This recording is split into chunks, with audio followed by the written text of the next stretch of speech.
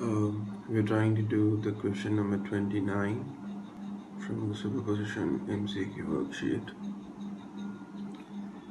If you haven't read it, please go and read it first. So two identical loudspeakers, they are producing this sound and they're asking you to find which intensity versus distance PQ. So the PQ is the distance, this distance PQ. Now it is easy to cut off the answers D and C because we know that the central maximum has the maximum brightness compared to the other maxima, and the brightness of the maxima, sorry, in this case the loudness, so whether it's loudness or brightness, the intensity goes on reducing. So central maxima will have the maximum, then other maxima will eventually, their intensity will reduce.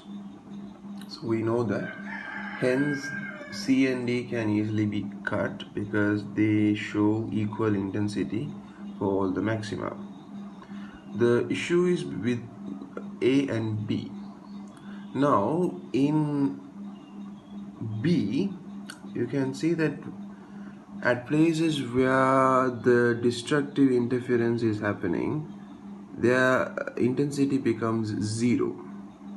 In A, the places where the destructive interference should be happening, the intensity is not becoming 0.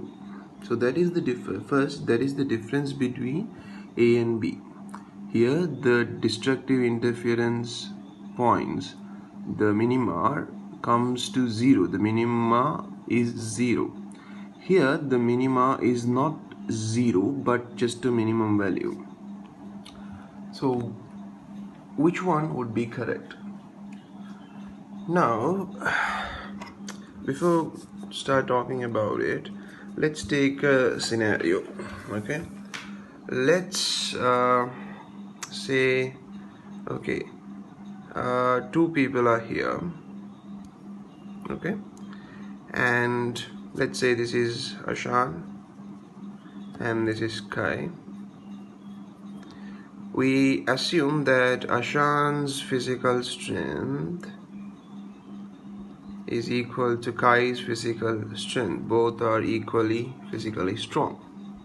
Okay, so if you let these two people fight when they are here,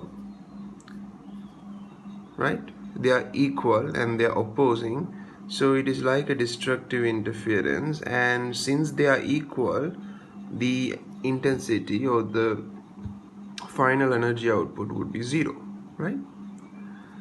Now we let them run at the same speed through a same amount of distance. So let's say Kai also has run 100 meters, Ashan also has run 100 meters. Now they meet here and they fight. Okay, now they were equally physically strong and they have done equal amount of work. They ran the same distance with the same speed. So now also they are equally tired and hence equally physically strong, right? They have run through the same distance at the same speed, so they are equally tired and equally physically strong. Again, when they meet here and they fight, again they are equal, so a destructive interference will happen and nobody would win. A 0 output case, a minima case. But let's say if Ashan wants to win this fight, he has to use his brain as well, not just his fists. So if he starts running in this direction, Kai would think that Ashan is running away from him and that he is quite afraid of him, so he would enjoy that ego game and Kai would chase him. And if Ashan would let him be caught by Kai at this point, Now let's say that this distance Ashan has run is 100 meters. The distance Kai has run is 150 meters. Now obviously Ashan is assuming that they both run at the same not same speed. It's not possible, but okay. So now Kai has run a greater distance compared to Ashan in the same time, right? When Ashan went from here to here, Kai had to accelerate and kind of chase him and catch him here.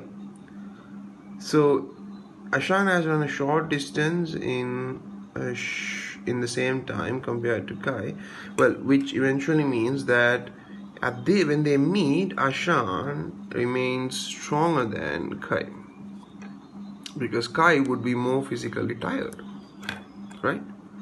He has run a longer distance, so he would be more physically tired. So when they meet here, again they are going to fight. There is no peace talk. They're going to fight.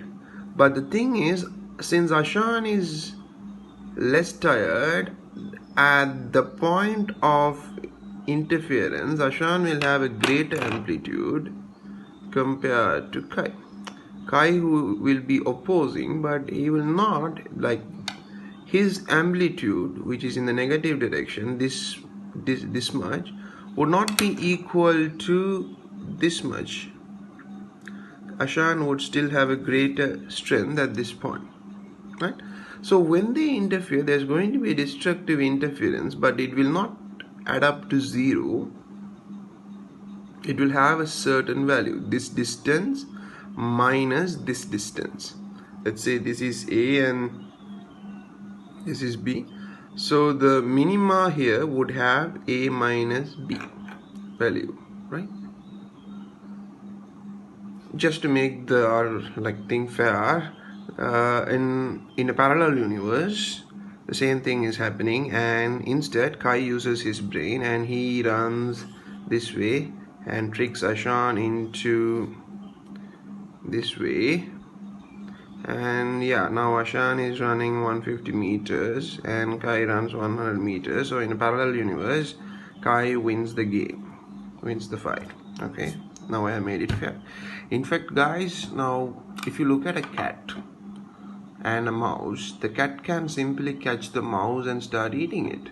But sometimes, not sometimes, most of the times, the cat simply starts kind of chasing and try, like if the cat is here and the mouse is here, the cat could simply like jump and catch the mouse and eat it and be finished with it. But it would not do so. It will play with it. It would make the mouse afraid. If the mouse tried to escape, it would run and like hold him here. If it goes this way, it would again run. So it will kind of play a game with it, and that game is very egoistic. The cat is having a very egoistic game with the mouse. If it wants just food, it could simply eat the mouse. There's no need to play this trick. But perhaps men have developed the ego from their past lives. Okay, so yeah, for why I'm saying it, okay, I don't know. So let's come back from the analogy to the actual situation. In the actual situation, just the same thing happens.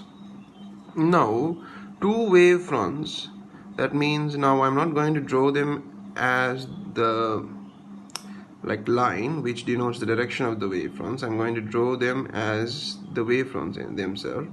So two waves which are starting their journey, and they would be equal in their amplitude in the beginning. But when they meet somewhere here, if you look at this one, it has traveled a greater distance. That means the energy has spread through a greater region. And we learned about intensity, right? And intensity is power over area. So the area also plays an important role. And remember, whether it's sound or light, and especially sound, it is a three-dimensional thing. It is not line, it is a wavefront, and that is also not a circle but a sphere. So the sphere, it's like a balloon expanding. So the same energy has occupied a greater amount of area. So the intensity of this wave when it is here would be less than when it is here, right? Because it has traveled a distance and the energy has spread. But the same would happen to this wave as well. But since this one has traveled a longer distance than this one, that means the intensity of the second wave at this point is way less than the first one, the blue one. Now, if there is a source, then the intensity would decrease with the distance from the source, right?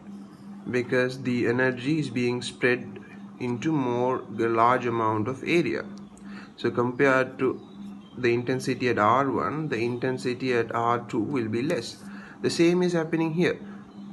R1, R2. Since this source has traveled a longer distance, the intensity of that source, the red color one, would be much less than the intensity of the blue wavefront, which has traveled only R1, which is smaller than R2. Okay, so if I call this the I1 and sorry, the I2, the red one is 2, no? And this is I1. R1 less than R2 implies I1 less than I1 less than I2. Sorry, I1 greater than I2. R1 less than R2 implies I1 greater than I2. R1 less than R2 implies I1 greater than I2. So when they meet, we have two waves. The I1 is of a greater intensity, the I2 is of a lower intensity. Hence when they meet, destructive interference, but it will have a certain value and not 0. So it will not be B, it will be A, which will have a certain